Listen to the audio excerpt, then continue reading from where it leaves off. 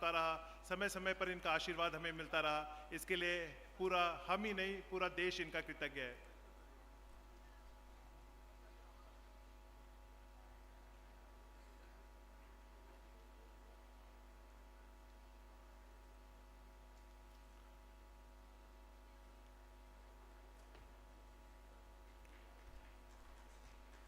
और मैं मंच पर आमंत्रित करना चाहता हूं श्री राजेश कुमार जी को। ये श्री राजेश कुमार जी ये स्वागत करेंगे डॉक्टर जवाहर कर्नावट टैगोर रविंद्रनाथ टैगोर विश्वविद्यालय भोपाल का, जो कि अंतर्राष्ट्रीय हिंदी केंद्र के सलाहकार और निदेशक रहे हैं। और इसके अलावा 27 देशों में 120 वर्षों की हिंदी पत्रकारिता पर इन्होंने गहन शोध कार्य किया है, जिसे Limca book of world record में दर्ज किया गया है।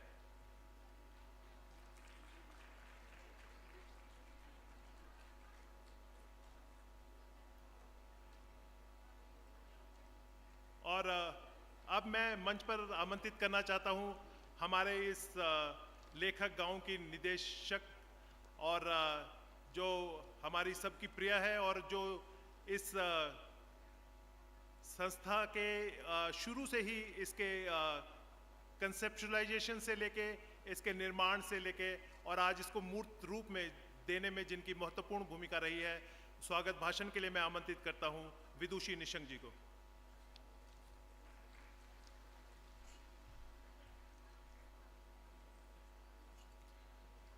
आप सभी को प्रणाम।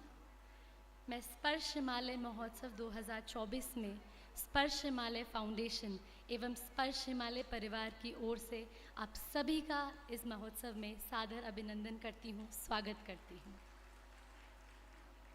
आज इस महत्वपूर्ण सत्र के मुख्य अतिथि के रूप में हमारे सुप्रीम कोर्ट के माननीय न्यायाधीश महोदय न्यायमूर्ति सुधांशु धूलिया जी का बहुत बहुत स्वागत अभिनंदन करती हूँ।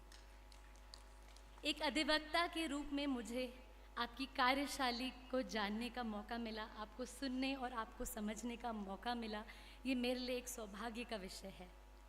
उत्तराखंड उच्च न्यायालय नैनीताल में जब भी और आज भी बार बेंच की बात आती है तो आपका नाम सबसे प्रथम गिनती में लिया जाता है। ये हम सब के लिए बहुत गर्व का विषय है। आपके लिए मैं जितना भी कहूँ मुझे लगता है कम है और उस बात की सार्थकता की नहीं जाती, लेकिन यहाँ जितने लोग उपस्थित हैं मैं उन सब की तरफ से आपको कहना चाहूँगी कि आप हमारे उत्तराखंड का गौरव हैं। और जितनी भी हमारी लीगल फ्रेटर्निटी आज मौजूद है, मैं आपसे बस हम सबका एक संदेश देना चाहूँगी कि एक हमारा विश्वास है कि आपका जो नेतृत्व है उसमें एक स्वस्थ निष्पक्ष न्यायिक वातावरण प्राप्त होगा और न्याय व्यवस्था न्यायालय के प्रति आम व्यक्ति की निष्ठा और प्रबल होगी। आपका सादर अभिनंदन है। कार्यक्रम की अध्यक्षता कर रहे हम सबके लिए प्रेरणा स्रोत प्रोफेसर सी राजकुमार जी, जो माननीय कुलपति जिंदल ग्लोबल यूनिवर्सिटी हैं, हमारे बीच उपस्थित हैं। मैं आपका सादर अभिनंदन करती हूँ। आप एक प्रसिद्ध अकादमिक और विचारक हैं जिन्होंने शिक्षा के क्षेत्र में महत्वपूर्ण योगदान दिया है। आपके नेतृत्व में जिंदल ग्लोबल यूनिवर्सिटी ने उच्च शिक्षा में गुणवत्ता और नवाचार को बढ़ावा दिया है। आप अंतर्राष्ट्रीय स्तर पर शिक्षा, अनुसंधान और सामाजिक न्याय के मुद्दों पर सक्रिय रूप से काम करते आ रहे हैं। आपके दृष्टिकोण से विश्वविद्यालय ने एक वैश्विक पहचान बनाई है। मैं आपका बहुत बहुत धन्यवाद करती हूँ और आप एक विशेष रूप में मैं आपसे एक धन्यवाद और कहती हूँ कि आपने मुझे भी समय समय पर आपका मार्गदर्शन मिलता रहा, इसके लिए आपका बहुत बहुत आभार। आज इस कार्यक्रम में मुख्य वक्ता के रूप में इस सत्र में हमारे मध्य श्रीमान अतुल कोठारी जी, जो सचिव हैं शिक्षा संस्कृति उत्थान न्यास राजस्थान के। शिक्षा और संस्कृति के क्षेत्र में आपने महत्वपूर्ण योगदान देने वाले एक प्रमुख व्यक्तित्व हैं। आपने राजस्थान में शिक्षा के स्तर को सुधारने के लिए कई योजनाएं और पहल शुरू की हैं, जिससे छात्रों को बेहतर शिक्षा मिल सके। आपके इस सानिध्य और मार्गदर्शन के लिए मैं आपका सादर अभिनंदन करती हूँ। आज के विशिष्ट वक्ता के रूप में हमारे मध्य भोपाल से पधारे रविंद्रनाथ टैगोर विश्वविद्यालय से डॉक्टर जवाहर कर्नाटक जी पधारे हैं। मैं आपका भी इस कार्यक्रम में बहुत बहुत स्वागत करती हूँ। इसी क्रम में मैं हम सब के आदर्श, जिनकी परिकल्पना, जिनकी दृढ़ इच्छा शक्ति और समाज के लिए सदैव समर्पित भाव ने इस खूबसूरत और भव्य लेखक गांव की संकल्पना को यथार्थ के धरातल पर उतारा है, ऐसे हमारे दूरदर्शी, हमारे पूर्व उत्तराखंड मुख्यमंत्री, हमारे लेखक गांव के संरक्षक एवं भारत ही नहीं पूरे विश्व को ये गेम चेंजर शिक्षा नीति देने वाले ऐसे हमारे पूर्व केंद्रीय शिक्षा मंत्री डॉक्टर रमेश पोखरियाल निशंक जी का मैं हृदय की गहराइयों से इस कार्यक्रम में स्वागत करती हूँ। इसी के साथ साथ मैं इंद्रजीत शर्मा जी का बहुत बहुत स्वागत करती हूँ इस कार्यक्रम में, जिनका मार्गदर्शन हमें इस वर्ष ही नहीं, पिछले वर्ष भी जब हमने अंतर्राष्ट्रीय महोत्सव की शुरुआत की थी तो आपका संरक्षण, आपका मार्गदर्शन हमें सदैव मिलता रहा। आपका बहुत बहुत स्वागत करती हूँ।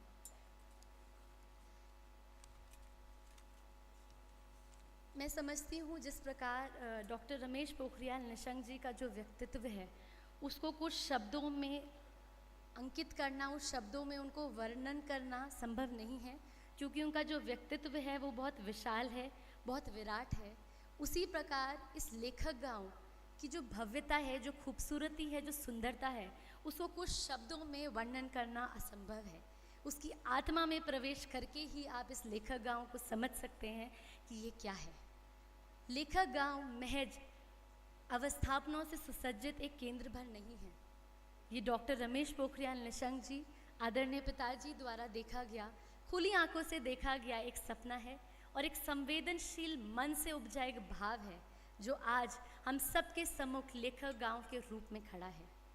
इस लेखक गांव की प्रेरणा से ये संभव है कि भविष्य में कई लेखक गांव की परिकल्पनाएं की जाएंगी, किंतु यह बात मैं बहुत विश्वास और गौरव के साथ कह सकती हूँ कि वर्तमान समय में ये विश्व का एकमात्र ऐसा लेखक गांव है जो संस्कृति, साहित्य, कला, ज्ञान, विज्ञान, अनुसंधान, शोध और नवोदित प्रतिभाओं को तैयार करने, उनको निखारने और विश्व भर में भारतीय संस्कृति, सभ्यता और ज्ञान परंपरा का ध्वज लहराने को प्रतिबद्ध है। ऐसा है हमारा लेखक गांव।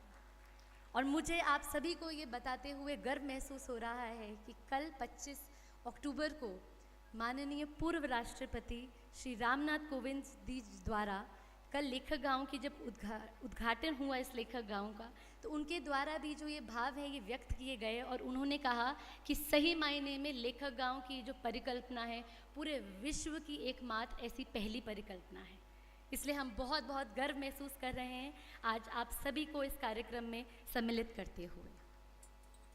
लेखक गांव पूरे विश्व का एक लौता ऐसा गंतव्य स्थल है जहां जीवन के नेपथ्य में यदि कोई भी साहित्यकार बेसहारा हो रहा है तो उसकी सृजनशीलता को आसरा देगा यह लेखक गांव। आज इस लेखक गांव की सार्थकता है कि न केवल साहित्य, कला, संस्कृति, अध्यात्म, बल्कि समाज एवं न्याय के क्षेत्रों में कार्यशालाएं और सत्रों का आयोजन किया जा रहा है। और मुझे लगता है कि हमारे सम्मुख जितने भी अधिवक्ता हैं और लीगल फ्रेटर्निटी है, और मैं स्वयं को भी इसमें सम्मिलित करूंगी कि हमारे लिए गर्व का विषय है कि हम ऐसे अंतर्राष्ट्रीय महोत्सव का हिस्सा बन सके हैं। इसलिए एक बार मैं पुनः आप सभी का सादर अभिनंदन, स्वागत करती हूँ। धन्यवाद।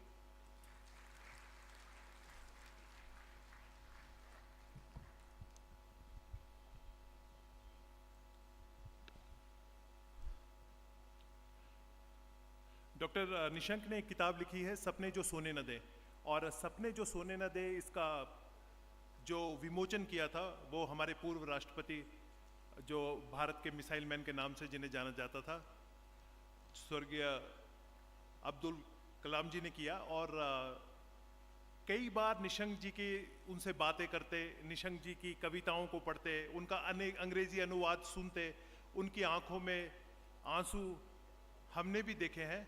और जैसा कि विदुषी ने कहा, ये जो सपना है जो निशंक जी ने देखा है, ये सपना हम सभी के लिए एक प्रेरणा का स्रोत है कि अगर संकल्प से अगर आप कुछ सचमुच करना चाहें, और जैसा कि कल हमारे यशस्वी राज्यपाल जी ने कहा कि ये लेखक गांव वस्तुतः संकल्पों का जो निशंक जी ने जब भी संकल्प लिया होगा उसकी सिद्धि का प्रतिरूप है।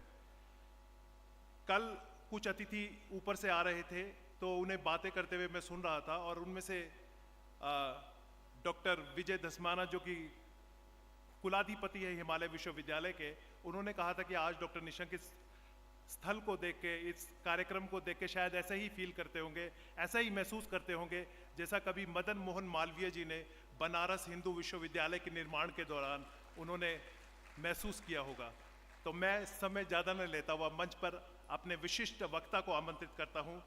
श्री जवाहर कर्नावट जी हिंदी के विद्वान हैं, और जैसा मैंने पूर्व में बताया था कि 27 देशों में इन्होंने हिंदी पत्रकारिता जो 120 साल है उस पर इनका विशेष शोध है और हम सबके प्रेरणा स्रोत है। आदरणीय जवाहर कर्नावट जी।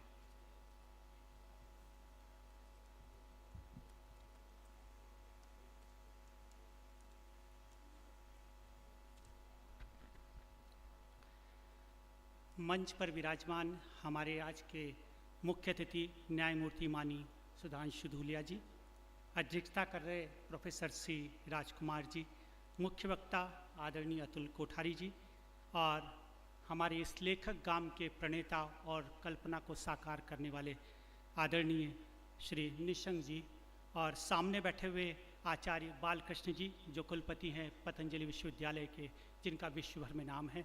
मैं बहुत आभारी हूँ कि इस लेखक ग्राम के अवसर पर मुझे अपने विचार व्यक्त करने के लिए मौका दिया गया, खासकर भारतीय भाषाएं और राष्ट्रीय शिक्षा नीति के लिए। मैं इस मंच को इसलिए सर्वाधिक सार्थक मानता हूँ कि जिस नई शिक्षा नीति के नियामक रहे और जिसको एक पूरे विश्व को इस शिक्षा नीति से नई दृष्टि दी, माननीय निशंक जी इस अवसर पर मौजूद हैं, उन्हीं का आयोजन है। और दूसरे आदरणीय श्री अतुल कोठारी जी जो शिक्षा संस्कृति उत्थान न्यास के माध्यम से इस नई शिक्षा नीति को लागू करने के लिए सतत प्रयत्नशील हैं। आप जानते हैं कि हम सालों से भारतीय भाषाओं को अपनी शिक्षा क्षेत्र में स्थापित करने के लिए संघर्ष कर रहे थे, और खासकर जो शिक्षा का अधिकार अधिनियम 2009 में आया, उसकी अध्याय 5 की धारा 29 में भी हमने प्रावधान किया था कि जहाँ तक संभव हो शिक्षा का माध्यम बच्चे की मातृभाषा होना चाहिए। लेकिन वो जो शिक्षा का अधिकार अधिनियम है वो केवल अधिनियम तक सीमित रहा था, उसको वास्तव में मूर्त रूप देने का कार्य हमारी इस शिक्षा नीति ने किया, राष्ट्रीय शिक्षा नीति 2020 में किया। क्योंकि पहले हम केवल भारत सरकार की राजभाषा नीति के अंतर्गत अंग्रेजी हिंदी की बात करते थे, लेकिन इस शिक्षा नीति ने खासकर कम से कम ग्रेड 5 तक मातृभाषा, स्थानीय भाषा और क्षेत्रीय भाषा इतना व्यापक परिप्रेक्ष्य हमको दिया, क्योंकि हम स्थानीय भाषा की बात ही नहीं करते थे। हम केवल कुछ अपनी संविधान की 8वीं अनुसूची की 22 भाषाओं तक सीमित रहते थे। लेकिन इस देश का जो विशाल भाषाई परिदृश्य है उसको इस शिक्षा नीति ने सार्थक करने का प्रयास किया। और मैं देख रहा था कि 2020 से 2024 तक हमने बहुत लंबी यात्रा तय की है, क्योंकि इस भारत में जो विविधताओं का देश है, इतनी भाषाओं की विविधता को देश है, उसमें इस राष्ट्रीय शिक्षा नीति को लागू करना किसी चुनौती से कम नहीं था। और ख़ासकर मैंने देखा कि इस शिक्षा नीति के लिए नई टेक्नोलॉजी का भी बहुत अधिक उपयोग हुआ। मैं लगातार उसको देख रहा था, खासकर जो दीक्षा पोर्टल बनाया गया कक्षा 1 से 12 के लिए भारतीय सांकेतिक भाषा और 32 अन्य भारतीय भाषाओं में पाठ्य सामग्री प्रदान करने का काम हुआ। प्राथमिक शिक्षा के साथ साथ निश्चित रूप से इस देश की विविधता की चुनौती थी, लेकिन उच्च शिक्षा के लिए कितना ज़बरदस्त काम किया।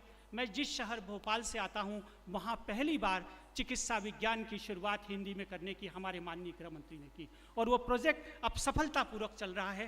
पहले केवल 3 विषयों की पुस्तकों का अनुवाद हुआ था, अब पूरा मेडिकल के प्रथम वर्ष और दूसरी वर्ष का कार्य वो बहुत गति से चल रहा है, क्योंकि मैं उसका साक्षी रहा हूँ। इसके अलावा हमारे 2 क्षेत्र और थे, इंजीनियरिंग का क्षेत्र और मैनेजमेंट का क्षेत्र। आपने देखा होगा कि हमारा जो AICT है उसने बड़ा ज़बरदस्त काम किया। वहाँ के एक वैज्ञानिक हैं बुद्धा चंद्रशेखर ने अनुवादिनी नाम का पैकेज जारी किया, जिसके माध्यम से हमारी जो इंजीनियरिंग की शिक्षा है उसके पाठ्यक्रम के अनुवाद हजारों पृष्ठ मिनटों में भारतीय भाषाओं में हो चुके हैं। उसका प्रदर्शन भी हमने देखा। स्टैच्यू ऑफ यूनिटी में जो आदरणीय कोठारी जी ने जो बहुत बड़ा सम्मेलन आयोजित किया था, उसमें उसका हमने प्रदर्शन देखा।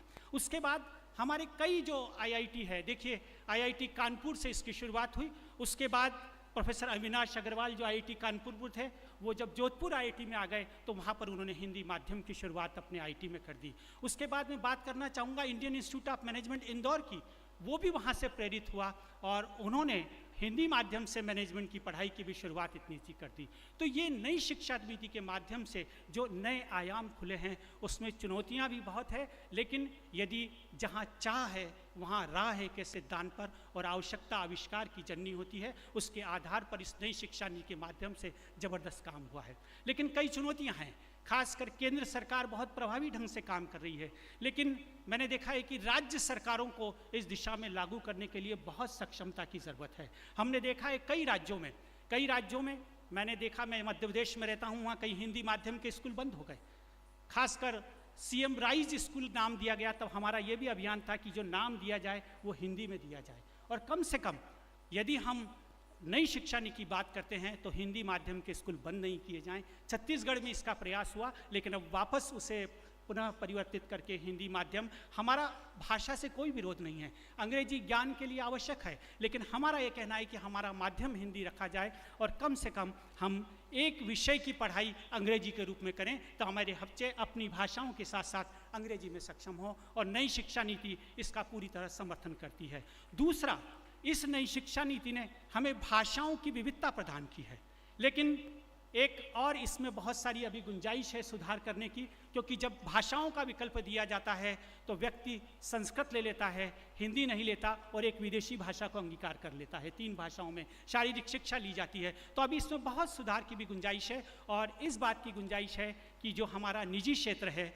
क्योंकि इस भारतीय नीति में, शिक्षा नीति में कहा गया है कि इसे जहाँ तक संभव हो, ये शब्द लिखा गया है, जहाँ तक संभव हो मातृभाषा में दिया जाए। तो हमारे जो निजी क्षेत्र के विद्यालय हैं वो जहाँ तक संभव हो का फ़ायदा उठाकर इस दिशा की ओर अभी नहीं बढ़ रहे हैं, जबकि उन्हें इस दिशा में बढ़ना चाहिए। और ख़ासकर मैं ये मानता हूँ कि इस नई शिक्षा नीति ने उन लाखों गरीबों को जो सुविधाओं से वंचित थे, उन्हें शिक्षा के क्षेत्र में आगे आने का मौका दिया है। हमारी मुख्य चुनौती ये है कि हमारे कितने बच्चे डॉक्टर्स और इंजीनियर बनते हैं, बहुत कम हैं, लेकिन उस डॉक्टर इंजीनियर्स के चक्कर में हमारे उन बच्चों पर भी अंग्रेजी थोप जाती है जो निश्चित रूप से बहुत प्रवीण है, बहुत निष्णात है, लेकिन उस भाषा में निष्णात नहीं है। तो नई शिक्षा नीति ने इन भारतीय भाषाओं के माध्यम से उन्हें प्रगति की एक नई राह दिखाई है। अब वे अपने माध्यम से उच्च शिक्षा ग्रहण करेंगे। अगर मेडिकल और इंजीनियरिंग की पढ़ाई उनके मातृभाषा माध्यम से अगर ये अवसर प्रदान करती है, तो निश्चित रूप से जब इस माध्यम से पढ़ाई होगी तो रोजगार के क्षेत्र भी निश्चित रूप से खुलेंगे। क्योंकि अगर मैं ऐसा मानता हूँ, यदि हिंदी भाषी जो प्रदेश हैं, का क्षेत्र कहा जाता है 10 राज्य जहाँ की जनसंख्या 60 करोड़ से अधिक है, अगर हिंदी भाषी राज्य का बच्चा अगर हिंदी माध्यम से पढ़ाई करता है और जहाँ का सारा वातावरण हिंदी का है, तो यदि उसे रोजगार भी हिंदी के माध्यम से मिल जाएगा तो वहाँ पर वो अपनी सेवाएं सफलतापूर्वक दे सकता है। वहाँ पर उसको अंग्रेजी में निष्णात होने की ज़रूरत नहीं है। ये एक बहुत अच्छी संकल्पना शिक्षा नीति के माध्यम से आई है। मैं देख रहा था कि पिछले दिनों मुझे मलेशिया जाने का मौका मिला। मैंने देखा कि वहाँ पर 80% लोग भारतीय मूल के हैं, और वहाँ पर मैंने देखा कि 1 लाख तमिल बच्चे 522 विद्यालयों में अपनी शिक्षा, प्राथमिक शिक्षा तमिल माध्यम से ग्रहण कर रहे हैं। कितनी बड़ी व्यवस्था उन्होंने की है। और उन्हें साथ साथ प्राथमिक शिक्षा में मलय और अंग्रेजी भी भाषा भी पढ़ाई जाती है, ताकि प्राथमिक शिक्षा के बाद वो अपना माध्यम मलय और अंग्रेजी कर लें, और इसको यानी उनका आधार जो है वो मातृभाषा तमिल के माध्यम से रहेगा, ताकि वो अपनी भारतीय संस्कृति को भी और शिक्षा के क्षेत्र में आगे बढ़ सकें। तो इस प्रकार ये जो हमारे नई शिक्षा के माध्यम से जो हमें अवसर मिले हैं, उन अवसरों को भूलाना चाहिए। एक समय था, मैं बैंक में काम करता हूँ, तो बैंक में हिंदी में हस्ताक्षर किए व्यक्ति का खाता नहीं खोला जाता था, ऐसी व्यवस्था थी। लेकिन इस नई शिक्षा नीति के माध्यम से जो हमें व्यापक परिप्रेक्ष्य मिला है, उसमें आप सबके योगदान की ज़रूरत है कि हम अपनी भाषा को सम्मान की दृष्टि से अगर देखेंगे, उसे भविष्य के लिए अगर सजाने संवारने के लिए यदि हमारे मन में सम्मान की भावना होगी, तो मैं मानता हूँ कि निश्चित रूप से ये शिक्षा नीति बहुत सफल होगी। चुनौतियाँ बहुत अधिक है, लेकिन चुनौतियाँ का सामने करने के लिए हमारी दृढ़ इच्छा शक्ति, खासकर जो मंच पर विद्वान बैठे हैं, हम उनको ज़्यादा सुनना चाहेंगे। माननीय न्यायाधीश महोदय को, अतुल कोठारी जी को और हमारे माननीय कुलपति को मुझे यहाँ पर इसके लिए अवसर दिया गया, इसके लिए मैं बहुत बहुत आभारी हूँ। बहुत बहुत धन्यवाद।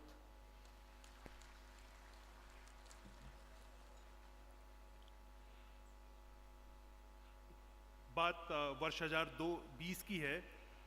यूनेस्को की डीजी ऑड्रे ऑजले भारत आई थी और डॉक्टर निशंक से मुलाकात के बीच में उन्होंने कहा, और मैं उसे उद्धृत करना चाहता हूँ, Mr. Minister, you have crafted a wonderful education policy, but I am more worried about the society all over the world, which is dealing with violence, drugs, crime, and crimes against women, inequality.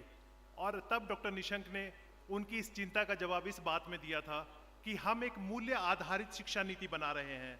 हम इस शिक्षा नीति के माध्यम से भारत को विश्व गुरु बनाना चाहते हैं और निसंदेह ये पहली ऐसी शिक्षा नीति बनी है जो कि पूर्णतया भारतीय नीति है। इससे पहले कई नीतियां आई, परंतु उन नीतियों में जो भारत या मूल्यों का निचोड़ जितना आपको इस नीति में दिखता है उनमें नहीं दिखेगा, और इस बात का हमें गर्व है।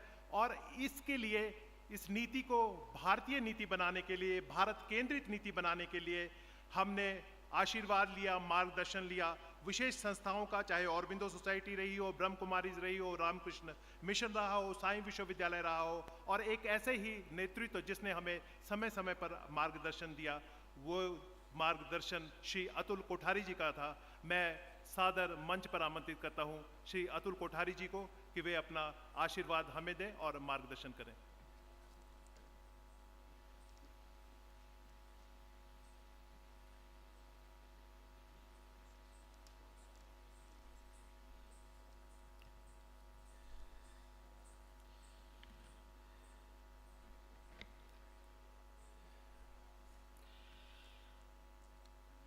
लेखक ग्राम में आयोजित इस स्पर्श हिमालय महोत्सव के प्रमुख आयोजक, पूर्व शिक्षा मंत्री मित्र रमेश निशंक जी, उच्चतम न्यायालय के माननीय न्यायमूर्ति सुधांशु धूलिया जी, इस सत्र की अध्यक्षता कर रहे ओपी जिंदल विश्वविद्यालय के सम्माननीय कुलपति प्रोफेसर राजकुमार जी, जवाहर कर्णावत जी, इंद्रजीत शर्मा जी, संचालक राजेश नैथानी जी, सभागार में उपस्थित सभी सम्माननीय विद्वान आचार्य बंधुओं बहनों, प्रिय छात्र भाइयों और बहनों, सबसे पहले तो मैं निशंक जी का बहुत बहुत अभिनंदन और धन्यवाद करता हूँ कि एक लेखक ग्राम का एक नया विचार दिया देश को, और साथ साथ इस लेखक ग्राम की मुलाकात लेने के लिए एक निमित्त इस कार्यक्रम का बनाकर हम सभी को यहाँ निमंत्रित किया। इसलिए मैं आपका बहुत बहुत हार्दिक धन्यवाद करता हूँ।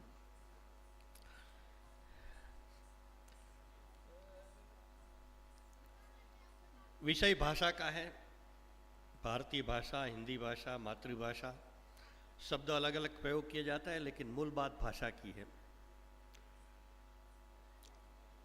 और मैंने पूरा समय पत्रक देखा तो हिंदी के संदर्भ में, भारतीय भाषाओं के संदर्भ में विभिन्न सत्रों का आयोजन किया गया है, लेकिन इस सत्र में प्रमुख रूप से संविधान और विधि न्यायिक क्षेत्र में भारतीय भाषा, इस विषय पर मैं कुछ प्रकाश डालने का प्रयास करूंगा। माननीय न्यायमूर्ति जी भी हमारे बीच में उपस्थित हैं, तो बाद में अंत में उनका मार्गदर्शन भी इस संदर्भ में हमको मिलेगा। शिक्षा नीति के संदर्भ में भी जवाहर जी ने विस्तृत बात रखी है। ये जो राष्ट्रीय शिक्षा नीति हमारे सामने आई है, उसका जो मूल उद्देश्य है, आप सब विद्वानों ने शिक्षा नीति का अध्ययन करा होगा ऐसा मान रहा हूं मैं, अगर नहीं किया तो अध्ययन करना चाहिए, और छात्रों ने भी इसका अध्ययन करना चाहिए, क्योंकि आफ्टर ऑल ये नीति किसके लिए है? नीति तो छात्रों के लिए है, विद्यार्थियों के लिए है। इस दृष्टि से विद्यार्थियों के लिए अनिवार्य रूप से इनका अध्ययन करना चाहिए। देश भर में विभिन्न विश्वविद्यालयों में टास्क फोर्स बन रहे हैं शिक्षा नीति के क्रियान्वयन के लिए। तो मैं सभी को एक विनम्र सुझाव देता हूं कि आचार्यों का, प्रोफेसर का टास्क फोर्स जो बनता है, इसके साथ साथ छात्रों का एक भी टास्क फोर्स बनना चाहिए स्वतंत्र रूप से। जिससे छात्रों की भूमिका क्या है इस शिक्षा नीति में वो सुनिश्चित की जा सके। तो इस प्रकार की एक विशेष प्रकार की राष्ट्रीय शिक्षा नीति हमारे सामने आई है, जिन्होंने भारतीय भाषाओं को बहुत प्रमुखता दी है। इसलिए आज देशव्यापी भारतीय भाषा पर एक व्यापक विचार विमर्श और चिंतन आगे बढ़ रहा है। इसलिए मैं शिक्षा नीति के नियंताओं में से सबसे प्रमुख रमेश जी और उनकी टीम को बहुत बहुत बधाई और अभिनंदन देता हूं। और आनंद की बात है कि मुझे भी समय समय पर शिक्षा नीति के नियंताओं के साथ विचार विमर्श करने का अवसर मिला था और हमने भी कई सुझाव दिए थे। इसमें सिर्फ 2 सुझावों की मैं बात करूंगा प्रमुख रूप से। जब नीति बन रही थी तो एक सुझाव हमने दिया था कि हमारी विद्यालय शिक्षा, प्राथमिक शिक्षा तो मातृभाषा में होनी चाहिए, परंतु उच्च शिक्षा और व्यावसायिक शिक्षा, चाहे मेडिकल हो, इंजीनियरिंग हो, प्रबंधन हो, आईटी हो, इस सब में भी भारतीय भाषा का विकल्प होना चाहिए। जब वो सुझाव हमने दिया तो हमारे कई मित्र भी मुझे कह रहे थे कि आप कुछ ज़्यादा डिमांड कर रहे हैं, पहले प्राथमिक शिक्षा तो अपनी भाषा में हो जाए फिर आगे बात करेंगे। मैंने कहा पहले अंडा पहले मुर्गी के चक्कर मत पड़िए, दोनों साथ साथ हो सकता है।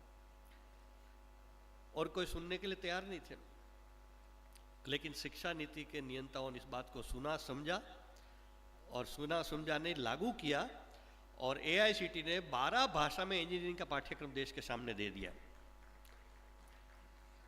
मध्य प्रदेश में मेडिकल एजुकेशन हिंदी में देने का प्रयास किया जा रहा है। कई IIT, NIT, IIM में भी भारतीय भाषाओं के पाठ्यक्रम प्रारंभ हो गए। तो ये देश में एक बहुत बड़ा परिवर्तन है, क्योंकि जब हम लोगों ने भारतीय भाषाओं पर काम शुरू किया 2010 में, तो 2011-12 में मैंने विषय प्रारंभ किया था। मैं इस प्रकार की सभाओं में बोल रहा था, सेमिनार सभाओं में। तो लोग कई बार मजाक करते थे कि अतुल कोठारी का दिमाग खराब हो गया है। मैं कहता था कि दिमाग मेरा खराब हुआ है, किसका है आप सोचिए कि रसिया में जाकर हमारे बच्चे रशियन भाषा में मेडिकल पढ़ाई कर सकते हैं, यूक्रेन में जाकर वहाँ की भाषा में मेडिकल की पढ़ाई कर सकते हैं, और भारत में हम अपनी भाषाओं की बात करें दिमाग खराब हो जाता है। तो इस प्रकार की एक परिस्थिति से आज बहुत बड़ा बदलाव भारतीय भाषा क्षेत्र में आ रहा है। तो इसी दृष्टि से यहाँ शायद भारतीय भाषाओं का विषय रखा गया है। जब भारतीय भाषाओं का काम हम आगे बढ़ाए थे, मुझे 2012 में विचार आया कि आम जनता से जुड़ा जो एक महत्वपूर्ण मुद्दा है वो है न्यायालयों में भाषा का। क्योंकि स्वतंत्रता के 70 साल के बाद भी हमारे देश में एक विदेशी भाषा जिसको देश के 10% भी लोग समझ नहीं पाते, ऐसी भाषा में सारा न्याय दिया जाता था। जिनके लिए न्याय है वो तो बेचारा समझ ही नहीं पा रहा है, यानी ठगे जा रहे थे आम जनता बेचारी। हमने पहला ही कार्यक्रम जबलपुर में किया था, तो एक उच्च न्यायालय के सेवानिवृत्त माननीय न्यायाधीश आए थे। उन्होंने कहा कि मैंने एक निर्णय दे दिया और जो व्यक्ति का पराजय हुआ था, हार गया था, उसमें वो और उनके अधिवक्ता दोनों साथ साथ चलकर जा रहे थे। मैं उसके पीछे पीछे जा रहा था, उनको मालूम नहीं था। तो वो असील ने पूछा कि वकील साहब क्या हुआ मेरे निर्णय, हमारा केस का, बताइए तो सही। तो वकील साहब ने कहा कि न्यायाधीश ने कहा है कि ऊपरी कोर्ट में जाइए आप। उन्होंने नहीं कहा तुम केस हार गए हो, ऊपरी कोर्ट में जाइए। यानी जो जजमेंट दिया जाता है, जजमेंट पढ़ने के लिए भी उस असील को पैसा देना पड़ता है, वकील को समझने के लिए। यानी आम आदमी के बस की बात नहीं न्यायालयों में जाने के विचारों की ऐसी स्थिति हो गई। तो मुझे लगा कि ये बहुत महत्वपूर्ण विषय, इसको उठाना चाहिए हम लोगों ने। तो जबलपुर में गया था। जबलपुर वहाँ के अतिरिक्त महाधिवक्ता हमारे मित्र थे, तो मैंने कहा कि इस पर एक कोई कार्यक्रम आयोजित हो सकता है क्या? तो मित्र थे उनके, आयोजित कर देंगे भाई साहब। तो पास में एक मित्र दूसरे खड़े थे, उन्होंने कहा कि ये मुर्दे में क्यों अतुल जी धान फूकने का प्रयास कर रहे हैं आप? इनको तो 60 के दशक में ही तत्कालीन प्रधानमंत्री ने मार दिया था। मैंने कोई बात नहीं, मुझे देखने को मुर्दा है कि जिंदा है, प्रयास तो करने दो। और जिस दिन कार्यक्रम था मैं सुबह सुबह पहुंचा तो हमारे मित्र ने कहा भाई साहब आयोजन तो किया है लेकिन इस विषय में कौन सुनने आएगा मालूम नहीं कितने लोग आएंगे। मैंने कोई बात नहीं, जितने भी आएंगे हम कार्यक्रम करेंगे। और जब कार्यक्रम प्रारंभ हुआ तो आनंद और आश्चर्य के साथ पूरा सभागृह भरा था और कई लोग खड़े थे वहां। और ये पहला कार्यक्रम हुआ, मुझे वहां से बहुत बल मिल गया कि इस विषय में दम है, अभी भी कुछ किया जा सकता है, जन समाज के मन का विषय है। इस दृष्टि से इस विषय पर हमने कार्य प्रारंभ किया। और जब स्वतंत्र देश हुआ, संविधान बना, तब ये निर्णय किया गया था कि 15 वर्ष तक अंग्रेजी यथावत चलती रहेगी, फिर उनके स्थान अपनी भाषाएं लेंगे, विशेष करके हिंदी। 15 वर्ष अभी पूरा नहीं हुआ स्वतंत्र संविधान के बाद के, कब पूरा होगा मालूम नहीं।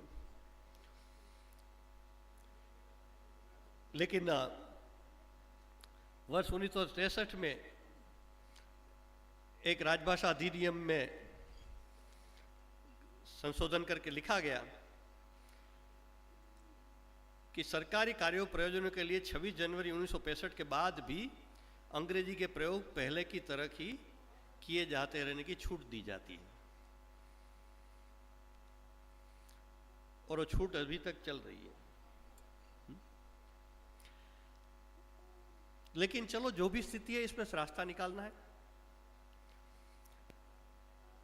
आज सर्वोच्च न्यायालय, उच्चतम न्यायालय, सुप्रीम कोर्ट की भाषा तो पूर्ण रूप से इंग्लिश है, लेकिन आनंद की बात है मैं मंच पर उपस्थित माननीय न्यायमूर्ति और इस सर्वोच्च न्यायालय के सभी माननीय न्यायमूर्तियों का मैं धन्यवाद करता हूं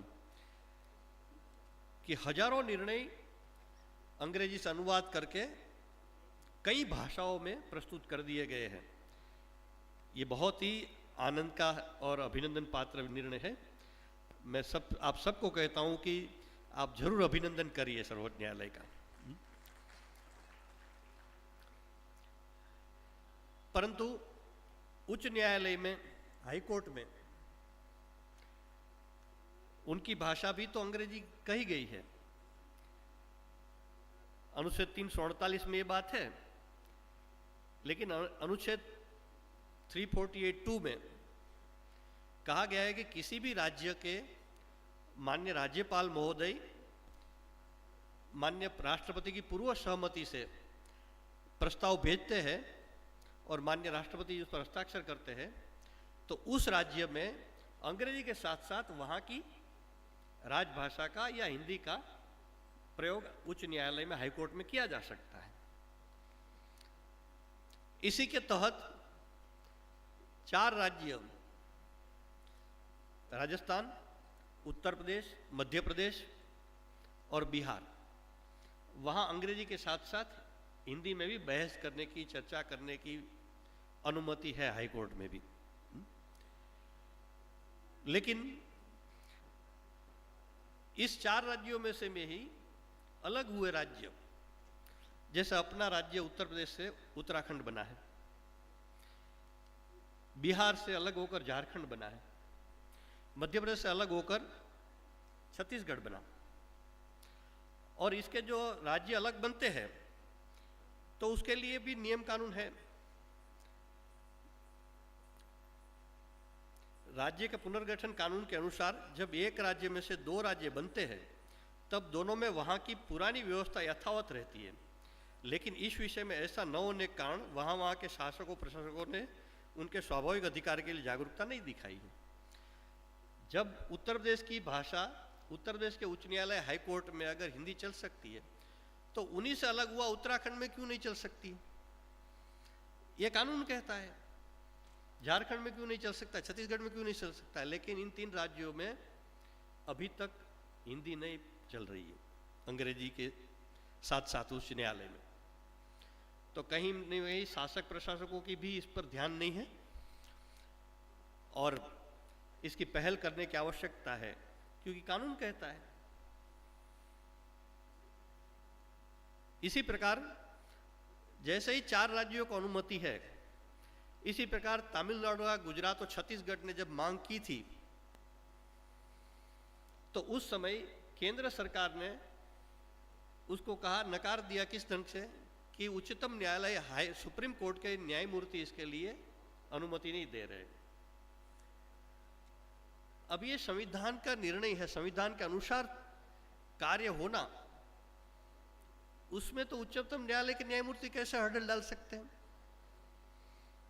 लेकिन ऐसा हुआ और उन 3 राज्यों को आज तक अपनी भाषा में हाईकोर्ट में चर्चा बहस की अनुमति नहीं दी गई। इस पर भी हम लोगों ने विचार करने की आवश्यकता है।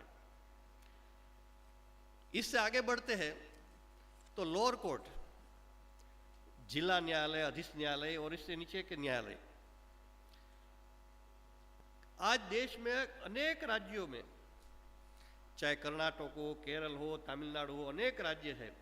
हमारे तमिलनाडु का मुझे संज्ञान नहीं है, लेकिन आंध्र प्रदेश, तेलंगाना, इवन दिल्ली है हमारी राजधानी, वहां ये नीचे के न्यायालयों में भी अंग्रेजी की अनिवार्यता आज भी है। तो न्यायालयों में जो ये भाषा का प्रश्न है, इसको तीनों स्तर पर उठाने की आवश्यकता है कि जो नीचे के न्यायालय है, जिला और इसके नीचे के न्यायालय, वहां तो संविधान के तहत मान्यता है, राज्य सरकार को निर्णय करना है, केंद्र या सुप्रीम कोर्ट इसमें कोई बीच में नहीं आता है। लेकिन वहां भी क्यों अंग्रेजी अभी तक चल रही है? उन राज्यों के और हम सब ने मिलकर इस पर विचार करने की आवश्यकता है। दूसरा, उच्च न्यायालय, हाईकोर्ट में जो अंग्रेजी के साथ साथ वहां की स्थानीय भाषा अथवा हिंदी में काम किया जा सकता है। कई बार तर्क दिया जाता है कि भाई कुछ न्यायाधीश ऐसे भी होते हैं, न्यायमूर्ति, कि जो दूसरे राज्य से आए हैं, तो क्या होगा? साधारण मेरे संज्ञान में जितनी बात है कि देश के 24 उच्च न्यायालय है, हाईकोर्ट, उसमें कहीं भी 10% से ज्यादा अन्य राज्यों के न्यायमूर्ति नहीं है, जजिस नहीं है। तो जब मान लो कि वहां की स्थानीय भाषा में बहस की बात आ जाती है, तो इस प्रकार की बेंच बन सकती, क्योंकि बाकी 90% तो वहां के स्थानीय लोग ही है न्यायमूर्ति। ये विकल्प है। दूसरा विकल्प यह है कि आज टेक्नोलॉजी कितनी आगे बढ़ चुकी है। संसद में दोनों मिलाकर लगभग 850 सांसद हैं। उनको जिस भाषा में बात सुननी है उस भाषा में सुन सकते हैं। तो ऐसी टेक्नोलॉजी का उपयोग ये 24 हाईकोर्ट उच्च न्यायालय के लिए क्यों नहीं किया जा सकता? रास्ते हैं, इच्छा शक्ति की आवश्यकता है। There is a will, there is a way, there is a way, there is a will. इच्छा शक्ति होगी तो सब हो सकता है। इस दृष्टि से इन सब विषयों में हम लोगों ने पहल करने की आवश्यकता है और देशव्यापी एक जनजागरण, एक आंदोलन खड़ा करने की भी जरूरत, आवश्यकता पड़ने पर करनी चाहिए। और अंतिम विषय है कि विधि की शिक्षा, लॉ एजुकेशन, इसका लगभग देश भर में माध्यम अंग्रेजी हो गया। और NLU, नेशनल लॉ यूनिवर्सिटी जिसको कहते हैं, वो केंद्र सरकार उसको स्थापित करता है। वहाँ तो अनिवार्य इंग्लिश है और कोई आप विकल्प ही नहीं है। लेकिन अच्छी बात है कि अभी भी राष्ट्रीय शिक्षा नीति आने के बाद राष्ट्रीय शिक्षा नीति में ये प्रावधान है कि उच्च शिक्षा, हायर एजुकेशन बाइलिंगुअल होना चाहिए, द्विभाषा में।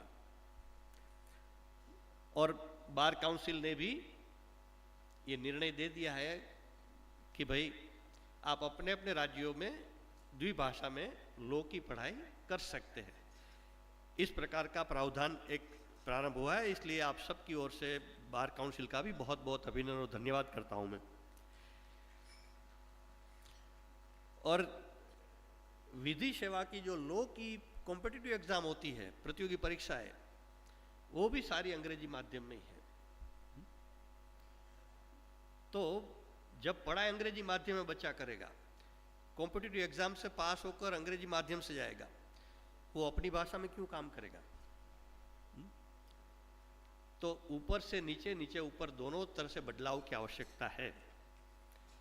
और जैसे मैंने कहा कि अभी बदलाव के लिए अनुकूल समय है, क्योंकि शिक्षा नीति ने यह प्रावधान कर दिया है और बार काउंसिल ने भी इसकी सहमति दे दी है। तो इस दृष्टि से इस दिशा में एक देशव्यापी जनजागरण करने की आवश्यकता है, पहल करने की आवश्यकता है हम भाषा के क्षेत्र में कार्य करने वाले लोगों को, क्योंकि जब तक अपनी भाषा में काम नहीं होगा सारा, 3 क्षेत्र की प्रमुख बातें हैं इसमें कि शासन प्रशासन का कार्य, न्यायालय सहित प्रतियोगी परीक्षा कॉम्पिटिटिव एग्जाम और उच्च शिक्षा और व्यावसायिक शिक्षा का माध्यम, ये तीनों जब तक अपनी भाषा में नहीं होगा तब तक देश का कार्य अपनी भाषा में नहीं चल सकता है। इस दृष्टि से ये तीनों स्तर पर बदलाव की बहुत बड़ी आवश्यकता है, क्योंकि आज मजबूरी हो गई लोगों को अंग्रेजी सीखना, पढ़ना, समझना, क्योंकि इंटरव्यू में इंग्लिश में ही बात करेंगे आपके साथ, आप क्या करोगे? तो ये बदलाव जब तक नहीं होगा तब तक शिक्षा नीति ने सारे प्रावधान देने के बाद भी अपनी भाषाओं को पुनः स्थापित करना मुश्किल काम हो जाएगा। इसलिए इस तीनों स्तर पर हम लोग व्यापक जनजागरण करें, लोगों में जागरूकता फैलाए और फिर से हर क्षेत्र में, मैं नहीं कहता हूं कि एक पहले तबक्के में सारी इंग्लिश जगह निकाल दो और हमारी भाषा लाओ, दोनों का विकल्प दो। शुरू में जो बच्चे जिसमें करना चाहते हो करेंगे, धीरे धीरे क्रमबद्ध रूप से आगे बढ़ते जाएंगे। मैं हमेशा कहता हूं कि फर्स्ट फ्लोर पर जाना है तो जंप लगाकर नहीं जा सकते, एक सीढ़ी चढ़नी चाहिए। और आनंद की बात है कि शिक्षा नीति ने सीढ़ी चढ़ने का हमको रास्ता दिखा दिया गया है। सर्वोच्च न्यायालय ने भी उस दिशा में अपने कदम बढ़ाए हैं, लेकिन अभी बहुत कुछ शेष करना है, क्योंकि विज्ञान कहता है कि नवाचार, क्रिएटिविटी, इनोवेशन, रिसर्च, ये सब अपनी भाषा में हो सकता है। हम कहते हैं इंग्लिश में करो, फिर कट पेस्ट करके पीएचडी तो हो जाते बच्चे, लेकिन वास्तव में नीड बेस्ड रिसर्च नहीं होता है वो। तो इस दृष्टि से ये पूर्ण रूप से विज्ञान सम्मत बात है, सिर्फ भावना की बात नहीं है। अपनी भाषा के लिए भावना तो हमारी है ही, लेकिन ये पूर्ण साइंटिफिक अप्रोच है। वर्ल्ड में जितने भी रिसर्च, अनुसंधान, जितने भी सर्वे हुए, अध्ययन हुए भाषा के संबंध में, सबका निष्कर्ष एक ही है कि शिक्षा सहित सारा कार्य मातृभाषा में होना चाहिए। और दुनिया के जो आज विकसित देश है, वो सब देशों में वहाँ की शिक्षा, वहाँ का प्रशासन, वहाँ का कॉम्पिटिटिव एग्जाम सहित सारा काम वहाँ की भाषा में होता है। इस दृष्टि से इस विषय को यहाँ आयोजित किया गया। और इस भाषा के दृष्टिकोण से जो महत्वपूर्ण बात है, अंतिम एक वाक्य के कि माँ, मेरे पीछे बोलिएगा, माँ, मातृभूमि और मातृभाषा का कोई विकल्प नहीं हो सकता है। बहुत बहुत धन्यवाद।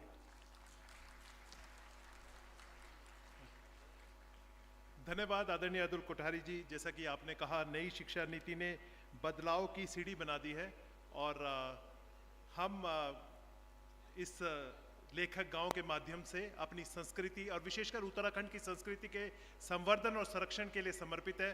और एक हमारे इस उत्तराखंड की संस्कृति का एक महत्वपूर्ण पात्र हैं हमारे वो जीतू बगडोआल, और उसी के जीवन का एक छोटी सी झलकी पेश करेंगे हिमालय विश्वविद्यालय की नरसिंह छात्राएं। मैं उन्हें जल्दी मंच पर आने का आग्रह करता हूं।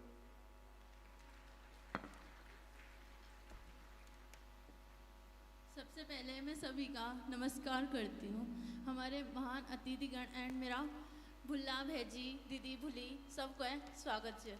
और हम आपके सामने एक छोटी सी स्टोरी या की कहानी प्रस्तुत करना चाहते जीतू बगड़वाल की। धन्यवाद। आभारी आपको। मैं सभी का नमस्कार करती हूँ।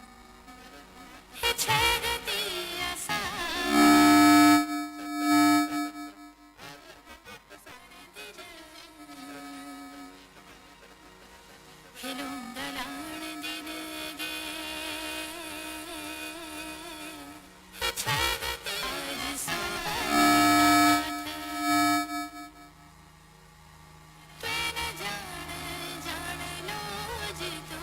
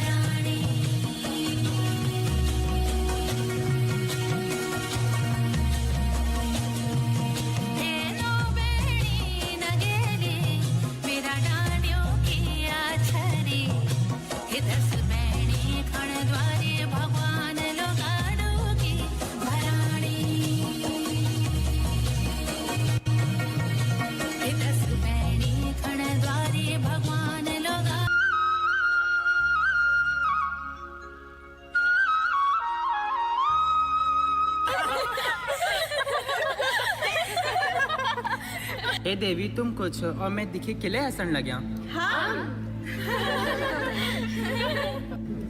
तेरी धागुली प्यारी, तेरी मुखड़ी भी सुहानी, तू भी सुहानो, तेरी बांसुरी भी सुहानी। यू सब तो ठीक छा पर तुम छाकू। हम ये खेत पर्वत की आचरियां। आचरी हाँ, आचरी। हमारा बारे में अपना घर में सुनू छा। क्या सुनियो छे? तुम वही छा ना तुम्हें जो पसंद आ जाती तुम अपना दगड़ी ते ले जांदा।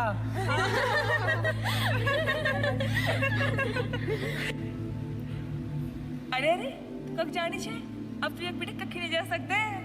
किले अब तो हम ते पसंद है, अब तो हम दगड़ी रलो। साथ रोला साथ पकौला। मैं यकीन रुक सकदू किले की मेरे बाबा जी को कुछ काम है दिनू।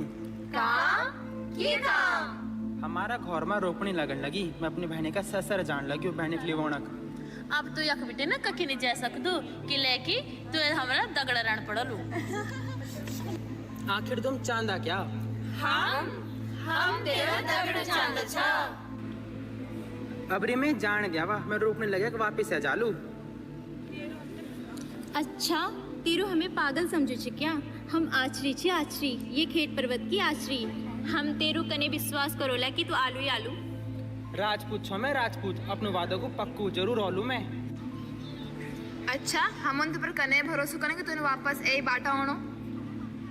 ठीक छे, ये छे मेरी चित्त से प्यारी नौसिरिया बसूली। ये बसूली मैं तुम्हारे पास रखे जान दो। अच्छा ठीक छे, फिर जा।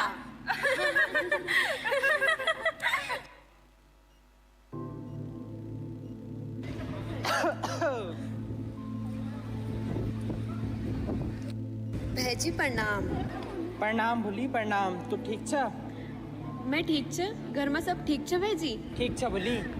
आवा भैजी बैठा। नन्ना नन्ना भूली अब एरो वाणी घर चल घर रोपनी लाने को दिनेगी माँ जी तो बुलायूं छा।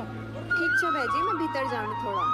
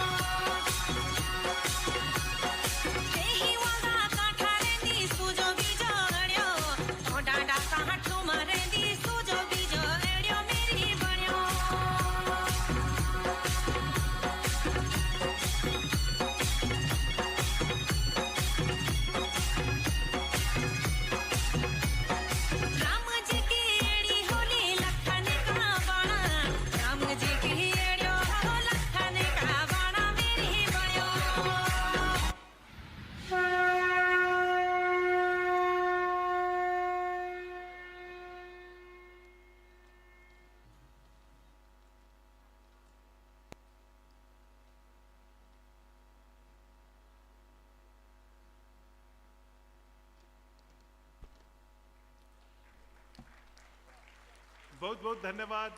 ये विद्यार्थी थे हमारे नर्सिंग स्कूल के हिमालय स्पर्श हिमालय विश्वविद्यालय देहरादून। और अब मैं मंच पर जिन्हें आमंत्रित करना चाह रहा हूँ, उनके बारे में अक्सर ये कहा जाता है कि ये जहाँ से भी पढ़े हैं वो विश्व के या देश के शीर्ष संस्थान रहे हैं। लॉयला कॉलेज से इन्होंने अपनी पढ़ाई प्रारंभ करी, वो भी NIRF का शीर्ष रैंक स्कूल है।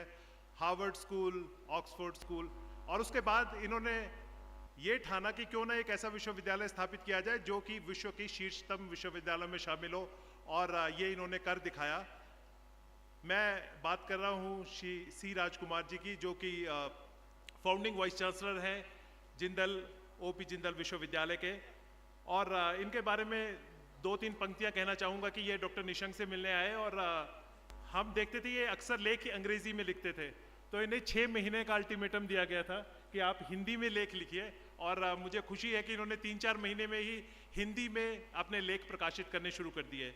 मूलतः तमिलनाडु से ये आते हैं और इतनी जल्दी हिंदी भाषा में अगर इन्होंने प्रवीणता अर्जित करी है, ये हम सब के लिए प्रेरक वाक्य है। और निसंदेह जब हम भाषाओं की बात करते हैं और नई शिक्षा नीति के बड़ी विनम्रता पूर्वक ये स्वीकार करते हैं कि नई शिक्षा नीति में जो भी नवोन्मेष आया, नवाचार आया और नई शिक्षा नीति ने जो जो अवसर प्रदान किए, उन अवसरों की बदौलत और QS वर्ल्ड रैंकिंग का भारत में पदार्पण हुआ आदरणीय डॉक्टर निशंक जी के दिशा निर्देशन में, तो कहीं ना कहीं ये उस बात को भी मानते हैं कि इस सब के चलते जिंदल विश्वविद्यालय देश का नंबर 1 और पसंदीदा विश्वविद्यालय है। मैं मंच पर आमंत्रित करता हूँ डॉक्टर राजकुमार जी को।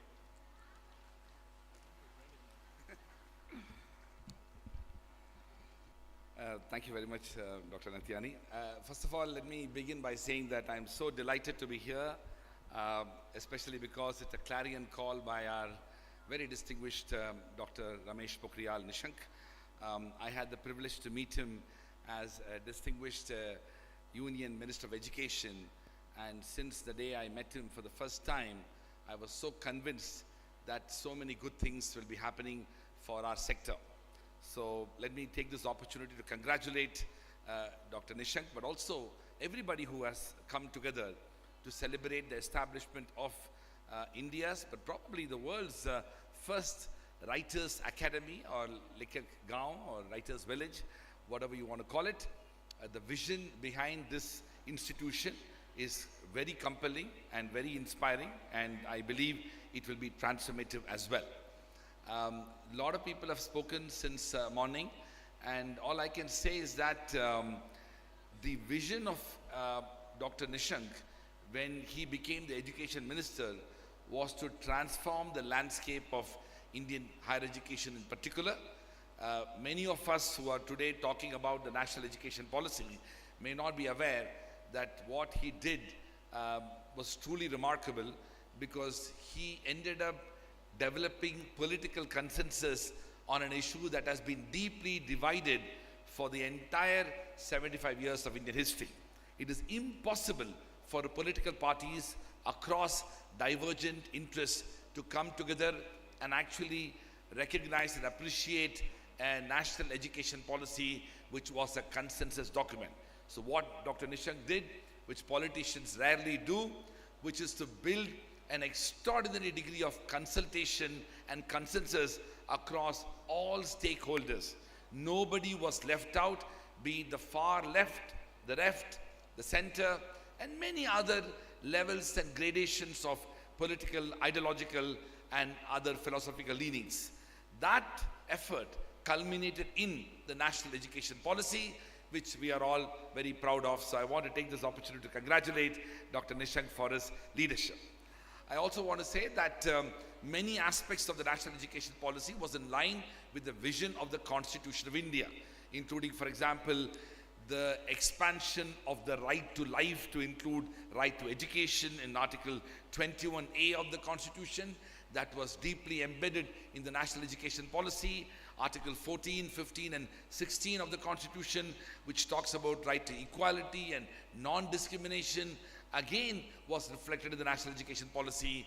Linguistic diversity, which is available in Articles 29 and 30, but also the need to develop scientific temper in our directive principles of state policy and fundamental duties. So the national education policy was indeed an example of how we can deeply embed ourselves to the values of our constitution, constitutionalism, and the rights and freedoms.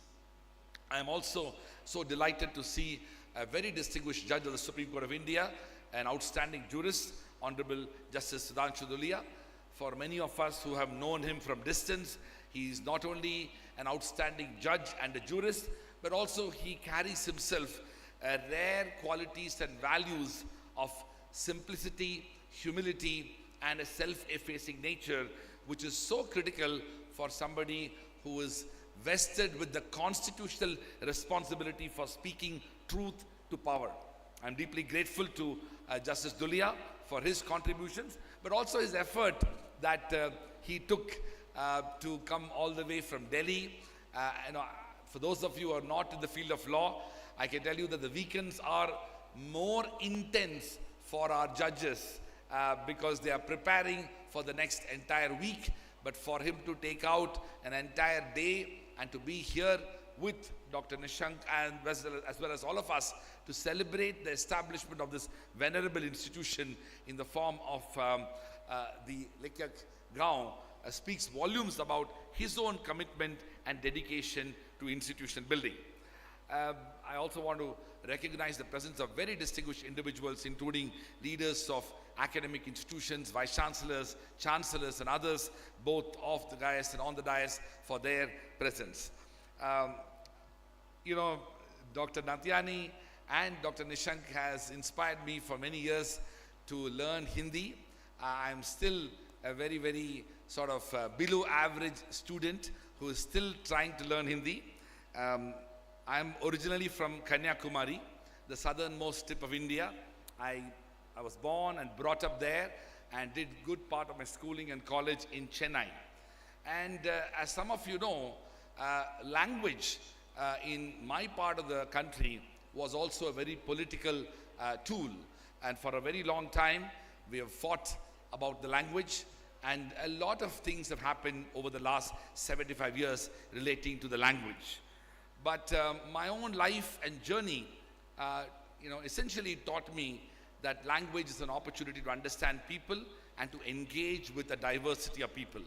While I was born and brought up in Kanyakumari, I got to meet my wife, who's a Punjabi Jain from Delhi. We had the privilege to study in Oxford, Harvard, and then later worked in New York and Tokyo and Hong Kong, and then returned to India. And now for the last nearly 16 years, I have been working in Haryana as the founding vice chancellor. So for me, language is an opportunity to connect with people. I do at times regret that I didn't have the opportunity to learn Hindi very early on, because I have begun to like the language and grow to enjoy it, but I am not leaving it.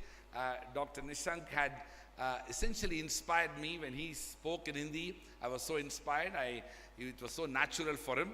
Mine, it won't be. So I have a short speech in Hindi, but that's also a very substantive, reflections, because this year marks a very important, historical year for India. As some of you know, this year we are celebrating the 75th anniversary of the adoption of the Constitution of India. On 26th November 1949, we adopted the Constitution, and this year, on 26th November 2024, we will be celebrating the 75th anniversary. And quite remarkably, barely 4 months ago, I had this thought that what can we do as a university, but also as a nation, to mark this moment. As a university also, it was a very important year. We were celebrating the 15th anniversary of our establishment. We were created in the year 2009. With that thought process, we embarked on a journey to establish India's first Constitution Academy, or the Constitution Museum, and the Rights and Freedoms Academy, as we call it. This will be inaugurated on 26th November. And to my surprise, neither the Parliament, nor the Supreme Court, nor any other institution in India has established what I call the Constitution Museum and the Rights and Freedoms Academy. We are very fortunate that we have got this opportunity to build this museum, and I will briefly speak about it, and that's what I intend to speak. And bear with me when you hear my Hindi speech, which I will be reading, but bear with me on my pronunciation. O.P. Jindal global university के परिसर में भारत के पहले संविधान संग्रहालय की स्थापना की घोषणा करते हुए मुझे अत्यंत प्रसन्नता का अनुभव हो रहा है। निश्चित रूप से ये वर्ष 2024 हमारे विश्वविद्यालय के लिए बहुत ही विशेष वर्ष है। 30 सितंबर 2009 को ओपी जिंदल ग्लोबल यूनिवर्सिटी की स्थापना हमारे संस्थापक कुलाधिपति और देश के अग्रणी उद्योगपति और सांसद श्री नवीन जिंदल के द्वारा उनके पिता श्री ओपी जिंदल जी को श्रद्धांजलि के रूप में समर्पित की गई थी। इस वर्ष हम अपने विश्वविद्यालय के 15वीं वर्षगांठ मना रहे हैं, लेकिन इस वर्ष के बारे में कुछ और भी बहुत महत्वपूर्ण है। भारत में हमारे लिए ये वर्ष भारत के संविधान को अपनाने के 75वीं वर्षगांठ है। 26 नवंबर 1949 को हमने भारत के संविधान को अपनाया था और इस वर्ष 26 नवंबर 2024 को हम संविधान को अपनाने के 75वीं वर्षगांठ मनाएंगे। भारत का संविधान एक असाधारण दस्तावेज है। संविधान के विचारों में भारत के विविध हितों वाले समुदाय को एकता के एक सूत्र में पिरो दिया है। मैं कहना चाहूँगा कि पिछले 75 वर्षों में हमें अपने संविधान के लिए एक संग्रहालय स्थापित करने का अवसर नहीं मिला। ओपी जिंदल ग्लोबल यूनिवर्सिटी में हमने भारत के पहले संविधान संग्रहालय और अधिकार एवं स्वतंत्रता अकादमी की स्थापना कर एक अनोखी यात्रा की शुरुआत की है। हमारे प्रेरणा संस्था निर्माण और राष्ट्र निर्माण में योगदान करना है। कई साल पहले हमारे कुलाधिपति श्री नवीन जिंदल ने राष्ट्रीय ध्वज फहराने के अधिकार के लिए एक लंबी लड़ाई लड़ी, जिसके कारण राष्ट्रीय ध्वज के उपयोग को लोकतंत्रीकरण हुआ। अब हर एक भारतीय गर्व के साथ राष्ट्रीय ध्वज फहराने में सक्षम है। भारत के पहला संविधान संग्रहालय स्थापित करने का ये प्रयास उन्हीं विचारों को आगे बढ़ाने के एक हिस्सा है। संविधान संग्रहालय के 5 प्रमुख उद्देश्य हैं जिन पर हम आगे बढ़ रहे हैं। पहला, संविधान संग्रहालय का उद्देश्य एक संस्था के रूप में संविधान की विरासत को श्रद्धांजलि देना और उसमें योगदान करना है। दूसरा, हम नागरिक शिक्षा के विचार को आगे बढ़ाने चाहते हैं, जिसमें देश के हर नागरिक को ये समझने की ज़रूरत है कि संविधान न केवल हमारे संस्थापक दस्तावेज है, बल्कि ये हमारे अतीत, वर्तमान और भविष्य से जुड़ा है। तीसरा, हम ये सुनिश्चित करना चाहते हैं कि संविधान तक पहुंच का लोकतंत्रीकरण हो। संविधान केवल वकीलों और न्यायाधीशों के लिए एक दस्तावेज नहीं है, ये युवा से लेकर हर पेशे, हर क्षेत्र के सभी लोगों के लिए, उन सभी को संविधान के आदर्शों, आकांक्षाओं और राष्ट्र के विकास में संविधान के महत्वपूर्ण भूमिका को समझने और सराहने के लिए आवश्यकता है। संविधान संग्रहालय की स्थापना का 14वां उद्देश्य संविधान के निर्माताओं को श्रद्धांजलि देना है। उन असाधारण व्यक्तियों को जिन्होंने से लगभग 300 संविधान सभा के सदस्य थे, जिन्होंने हमारे भविष्य के लिए एक दस्तावेज बनाने में भाग लिया। और अंत में इस संग्रहालय का उद्देश्य लोकतंत्र, गणतंत्र और अधिकारों और स्वतंत्रता के विचारों को और मजबूत करने के लिए विचार विमर्श करना है। मेरा मानना यह है कि संविधान संग्रहालय भारत के भविष्य को आकार देने वाले हैं। हम नागरिक शिक्षा के विचारों में निवेश करेंगे, जहां हमारे संविधान से जुड़ाव है। संविधान को न केवल एक कानूनी दस्तावेज के रूप में देखा जाएगा, बल्कि ये हमारे अतीत को समझने और भविष्य से हमारे जुड़ाव के भी दस्तावेज होगा। अगले महीने हम इस संस्थानों को एक साधारण यात्रियों को भी समझने में मदद करेंगे और संविधान के माध्यम से बनाएंगे। ओपी जिंदल ग्लोबल यूनिवर्सिटी ने हमारे कुलाधिपति श्री नवीन जिंदल के विजन के साथ एक ऐसा संस्थान स्थापित करने का अग्रणी प्रयास किया है जो समय के कसौटी पर कर उतरेगा। ये बिल्कुल उचित है कि संस्थान एक ऐसे विश्वविद्यालय में बनाया जा रहा है जहां भारत और दुनिया के युवा रहते हैं। जबकि भारत 150 करोड़ लोगों का देश है, उनमें से 100 करोड़ 35 वर्ष से कम आयु के हैं। ये युवा वो है जो जेयू जैसे विश्वविद्यालय में छात्र हैं। संविधान संग्रहालय के लिए विश्वविद्यालय से बेहतर जगह नहीं हो सकती। ना सिर्फ हमारे अपने विश्वविद्यालय के छात्र इस संस्थान की ओर आकर्षित होंगे, बल्कि ये संविधान के आदर्शों और आकांक्षाओं को अपनाने के लिए अन्य स्कूलों, कॉलेजों और अन्य संस्थानों को, छात्रों को भी प्रेरित करेगा। हम ओपी जिंदल ग्लोबल यूनिवर्सिटी में वास्तव में भाग्यशाली हैं कि नियति ने हमें इस स्थान पर ला खड़ा किया है जहां हम एक ऐसे संस्थान की स्थापना करने में सक्षम हैं जो न केवल अपने दृष्टिकोण में बल्कि अपनी कल्पना में और अपने निर्माण में भी इतना परिवर्तनकारी है। इसलिए मैं आपको 26 नवंबर 2024 को हमारे विश्वविद्यालय में आमंत्रित करता हूं, जब हम संविधान संग्रहालय और अधिकार एवं स्वतंत्रता अकादमी को राष्ट्र और पूरी दुनिया को समर्पित करेंगे। हम अपने संरक्षक श्री नवीन जिंदल संस्थापक कुलाधिपति के प्रति आभारी हैं, जिन्होंने न सिर्फ भारत का पहला वैश्विक विश्वविद्यालय बनाया बल्कि अब भारत का पहला संविधान संग्रहालय स्थापित करने की कल्पना को साकार किया है। धन्यवाद। जय हिंद।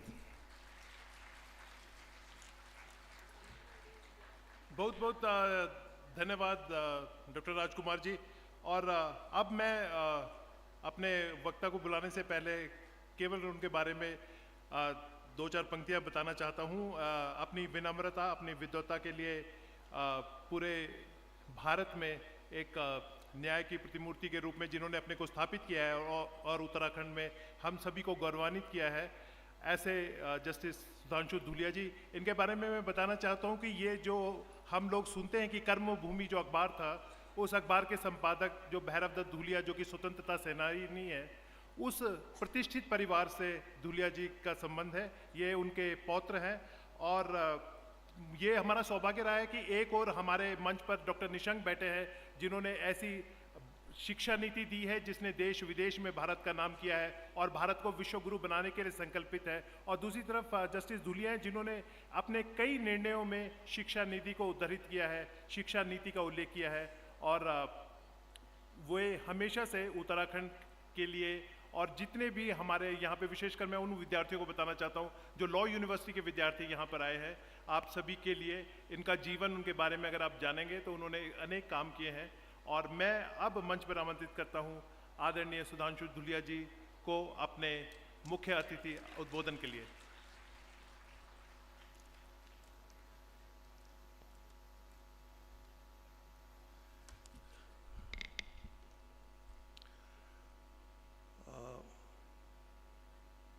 मंच पर उपस्थित doctor Nishank, professor C Rajkumar, vice chancellor OP Jindal global university, Shri Atul Kothari ji, Shri Jawahar Karnawat, संचालक Shri Rajesh Naithani ji, Vidushi Nishank, doctor Ved Prakash, Shri OP Manocha, Aryan Uniyal, Shrimati Pooja Pokhriyal, and I'm told there are delegates from 40 different countries who have come here. आप सबको नमस्कार। देवियों और सज्जनों, भाइयों और बहनों, and my fellow students. I can also see some of Mr. Balkrishna जी थोड़ी देर तक यहाँ पे थे। काफ़ी लोग यहाँ पे मौजूद हैं, आपका सबका स्वागत। देखिए, एक अगर मैं विषय से थोड़ा भटक जाऊँ तो दोष मुझे मत दीजिएगा, दोष डॉक्टर निशंक को दीजिएगा, क्योंकि आज सुबह जब मैं गाड़ी में बैठा सुबह 7 साढ़े 7 बजे, तब तक मुझे नहीं पता था कि यहाँ किस चीज़ पे बोलना है, क्या विषय है। और यहाँ पे मौजूदा डॉक्टर निशंक को भी पता है, प्रोफेसर राजकुमार को भी पता है कि I am the last minute replacement of the chief justice of India. शायद आप लोग सभी उनको सुनने आए होंगे, मुझको नहीं, बट इसलिए अगर को थोड़ा लड़खड़ा जाऊं, थोड़ा भटक जाऊं तो माफ़ कीजिएगा। देखिए, भाषा जो यहाँ पे विषय है, ये है भारतीय भाषाएं एवं राष्ट्रीय शिक्षा निधि 2020। अब भाषा से पहले है भारत। भारत एक विविधताओं का देश है। हमें थोड़ी दूर पे जाइए तो यहाँ पे भाषा, खान पान, संस्कृति, संगीत, मौसम, हर कुछ बदलता रहता है। सैकड़ों भाषाएं हैं हमारी और अनगिनत बोलियां हैं। संविधान में ही हमारी 22 शेड्यूल लैंग्वेजेस हैं, जो 8th शेड्यूल में है, जिसको शेड्यूल लैंग्वेजेस कहा जाता है, वो 22 है। उसमें हिंदी भी है, उसमें संस्कृत भी है, उसमें उर्दू भी है, उसमें तमिल भी है, मलयालम भी है, कन्नड़ भी है, तेलुगु भी है, बंगाली भी है, गुजराती भी है, मराठी भी है, कोंकणी भी है, नेपाली भी है, सिंधी, कई भाषाएं हैं उसमें। उसमें अंग्रेजी नहीं है उसमें। अंग्रेजी, ये 22 भाषाएं जो हैं, आप एक तरह से कह सकते हैं कि ये सारी की सारी 22 भाषाएं जो है ये राष्ट्रीय भाषाएं हैं। आर्टिकल 343 में हिंदी एक राजकीय भाषा है। और मुझे बहुत खुशी होगी कि जल्द वो दिन आए जो ज़्यादा से ज़्यादा लोग देश में हिंदी बोलें। जितना पहले लोग बोलते थे उससे कई ज़्यादा लोग आज हिंदी बोल रहे हैं। आज हमने प्रोफेसर राजकुमार को देखा जिनकी मातृभाषा तमिल है और इन्होंने अपना व्याख्यान हिंदी में दिया। ऐसा इसलिए है कि हिंदी ने काफ़ी प्रगति की है बिना किसी के दखल दिए हुए। मैं आपको एक छोटा सा किस्सा बताता हूँ कि आज से करीब 30 साल पहले मैंने वकालत करीब शुरू की थी, तो तब कब दौर होगा ये 89, 90, 91। मैं बद्रीनाथ केदारनाथ यात्रा पे गया था। तो जब बद्रीनाथ से वापस आ रहे थे तो हमारी गाड़ी खराब हो गई। तो हमें एक लिफ्ट दी एक सज्जन ने, उनकी गाड़ी में, उनकी जीप में मैं आ रहा था। वो दक्षिण भारत से बिलोंग करते थे, बहुत सज्जन, बड़े विद्वान व्यक्ति थे। तो उनसे बहुत बातचीत होने लगी। तो मैंने पूछा, उनका नाम जहन में एकदम नहीं याद आ रहा है, दुरास्वामी करके था उनका नाम। तो उन्होंने कहा कि मैं दक्षिण भारत में, खासकर तमिलनाडु में हिंदी का प्रचारक हूँ। तो मैंने ऐसे ही नादानी में कहिए या ऐसे पूछ लिया कि हिंदी को बढ़ावा के लिए सरकार को भी कुछ करना चाहिए। तो उन्होंने कहा नहीं, सरकार को कुछ नहीं करना चाहिए, ये अपने आप वॉलंटरी ऑर्गेनाइजेशन से अपने आप लोगों में जागृति होगी तब हिंदी का बढ़ावा होगा। और तब से हुआ है। हिंदी का प्रचलन हुआ है सरकारी दखल से नहीं, हिंदी का प्रचलन बढ़ा है हिंदी फिल्मों से, हिंदी गानों से। मैं जब चीफ जस्टिस होकर के गुवाहाटी हाई कोर्ट गया तो मेरी आदत है, मैं सोचता हिंदी में हूँ, बोलता हिंदी में हूँ, तो एकदम से हिंदी में बोलने लगा। तभी मुझे ख्याल आया कि अरे यहाँ को मातृभाषा असमीज है। तो मैंने कोर्ट में सबसे माफ़ी मांगी। मैंने कहा भाई आपको समझ में आ रहा है? कहते हमको बिल्कुल समझ में आ रहा है। तो मैंने कहा कैसे? कहते हम सब हिंदी फिल्म देखते हैं, हमें सब समझ में आ रहा है आप क्या बोल रहे हैं। तो ये चीज़ें हैं जो हमको जोड़ती हैं। जैसे क्रिकेट हो गया, हिंदी फिल्म, हिंदी सॉन्ग्स, ये इस विविधताओं के देश को जोड़ती हैं। देखिए, मुझे बहुत खुशी होगी अगर ज़्यादा से ज़्यादा लोग हिंदी को समझे, जाने, बोले। पर मैं आखिरी व्यक्ति होऊंगा इस देश में जो कभी इस बात को सोचो भी कि मेरी मातृभाषा किसी पे थोपी जाए। ऐसा नहीं होना चाहिए, अपने आप से होना चाहिए। प्रोफेसर राजकुमार इस बात में ज़्यादा मुझसे जानते हैं कि जब भारत का संविधान बनाया जा रहा था तो लैंग्वेज सबसे मुश्किल चीज़ थी तय करना क्या हो। और एक लीगल स्कॉलर हैं बहुत बड़े, जिनकी कई किताबें हैं, ग्रैनवेल ऑस्टन की जो पहली किताब है Indian constitution, A cornerstone of India, cornerstone of the nation, उसमें उन्होंने पूरा एक चैप्टर लैंग्वेज पे लिखा है। और उन्होंने कहा है कि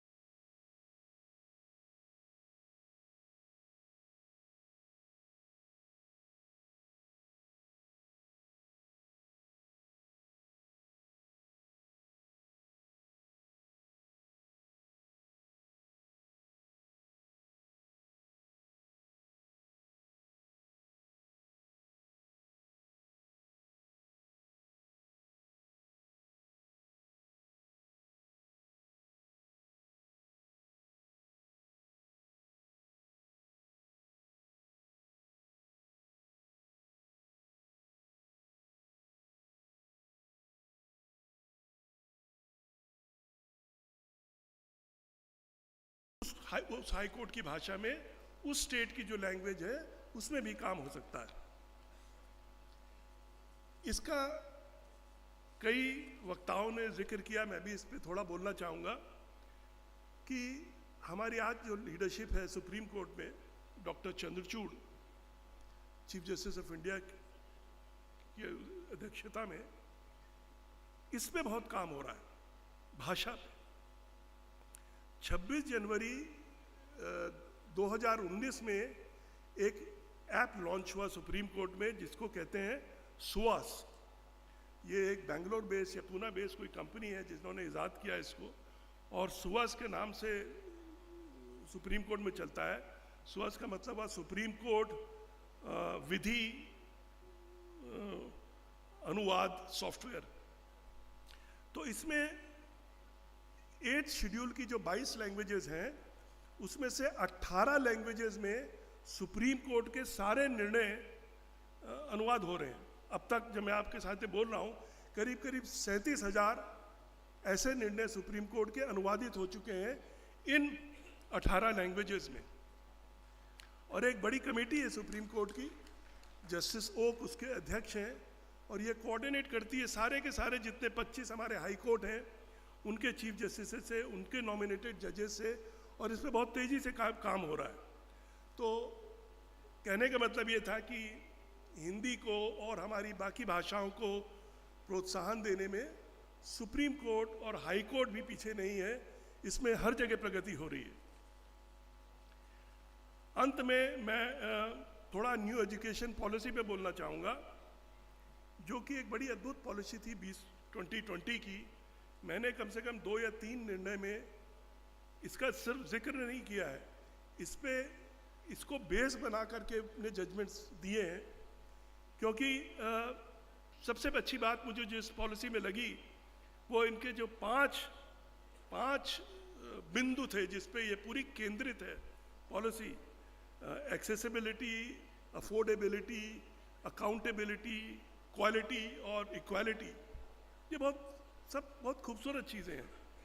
देखिए होता क्या है कि शिक्षा के क्षेत्र में, अब ये मैं सरकार की मजबूरी भी समझता हूँ, जहाँ तक ये एलिमेंट्री और प्राइमरी एजुकेशन का सवाल है, कई बार ऐसा होता है कि जो जोर होता है सरकारों का वो होता है रोजगार दिलाने पे, इस पे उतना नहीं होता कि क्वालिटी ऑफ एजुकेशन पे जोर हो। कई बार अनट्रेन्ड, अनक्वालिफाइड, अनइंस्पायर्ड टीचर्स हमारे वहाँ आ जाते हैं और वो बहुत डैमेज करते हैं चीज़ों को। देखिए हम एक पूरा आगे के लीडर्स पैदा कर रहे हैं,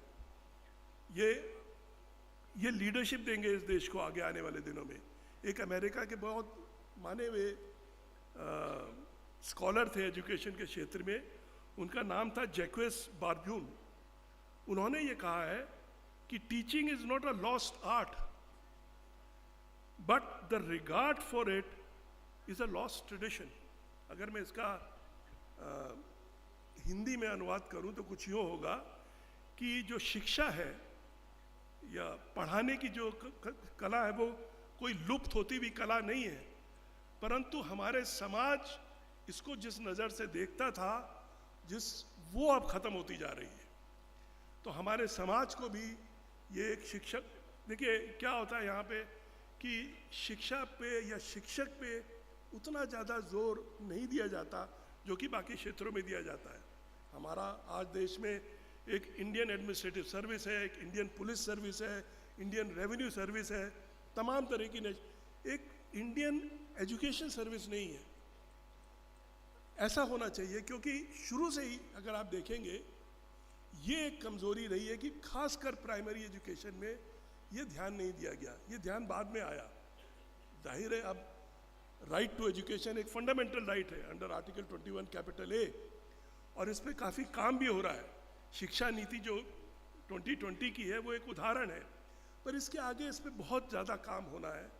मैं निशंक जी एक बधाई के पात्र हैं। ये एजुकेशन पॉलिसी लाइन, मैंने सारा कुछ तो एजुकेशन पॉलिसी नहीं पढ़ी, पर अपने मतलब का उस वक्त जब जजमेंट लिख रहा था काफ़ी कुछ पढ़ा।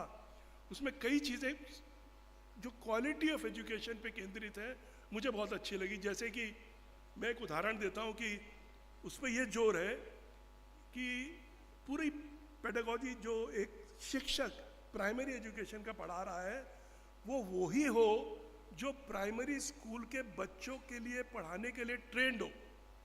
वो कौन ट्रेंड होता है? वो ट्रेंड होता है जिसका डिप्लोमा हो, जिसने ये देखा हो कि छोटे छोटे बच्चों को कैसे पढ़ाएं।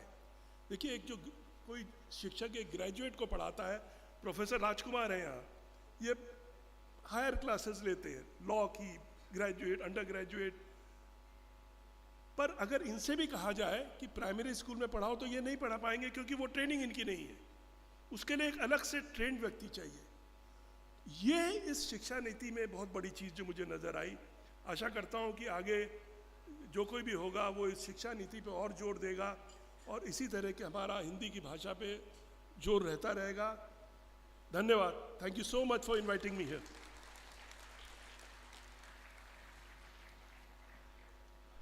धन्यवाद जस्टिस धुलिया जी।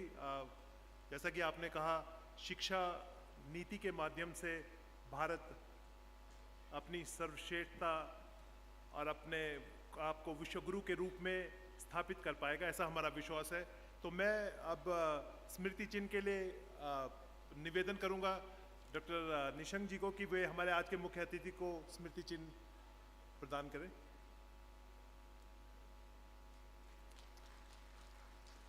धन्यवाद सर, आपके बहुमूल्य समय के लिए और आपके आशीर्वाद के लिए। आज के सत्र के हमारे अध्यक्षता कर रहे डॉक्टर सी राजकुमार, अच्छा उनके, अच्छा उनको दीजिए।